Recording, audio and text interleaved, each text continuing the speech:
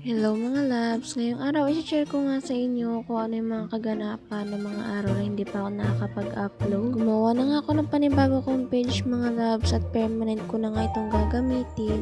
At syempre may iwasan nga natin yung kaartihan ni Facebook. Ilang araw ko nga rin inayos yung page ko mga loves at ilang araw nga rin ako walang upload. Habang inaantay ko nga maayos ang page ko mga loves ay talaga namang sinulit ko na maggalagala. At dito nga sa kasalan ng pinsan ko ay talaga naman namit ko ang mga kamag-anak namin. Hindi nga rin ako syado makapag-video dyan mga loves. Sa dami nga ng tao. Sa init ng panahon at syempre nahihiya nga rin ako mag-video sa dami ng tao na yan. Congratulations nga po pala sa inyong dalawa.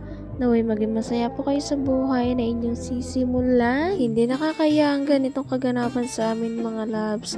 Mahiya ka na lang pag hindi ka talaga Ilocano. Yes, promises. Nakita nyo naman yung mahabang pila na yan mga loves at dahil mahihain nga kami, ay, charis. Nagpotobot nga muna kami dyan ng mga ganda kong pinsan pero halata naman siguro sa mga mukha namin na gutom na kami. Huwag yun na lang pansayin yung nabubuhay at igyawat sa mukha ko dahil bata pa talaga yan. Ito nga pala yung dalawang pamangkin mga loves at talaga naman sobrang hilig sa tubig. Nakagaon pa talaga si Alexa dyan. Hindi lang po only ang pagkain dito mga loves, Andy din ang ligo. Yes, promises, nagpitas. Pagkatapos ko nga mawala ng isang oras mga loves ay binalikan ko nga yung mga pinsan ko at ayan, hindi na nila inalasan si kuya talaga naman. Wala na ibang mukhang ihaharap dyan. Puro kwares na lang ba talaga? Dahil galang-gala na nga ako ay kumain na nga ako, nakipila na ako dyan kahit nakakahiya. Yes, promises. Like, share, and follow mga loves. Tingnan nyo lang po sa comment section ang link. Goodbye.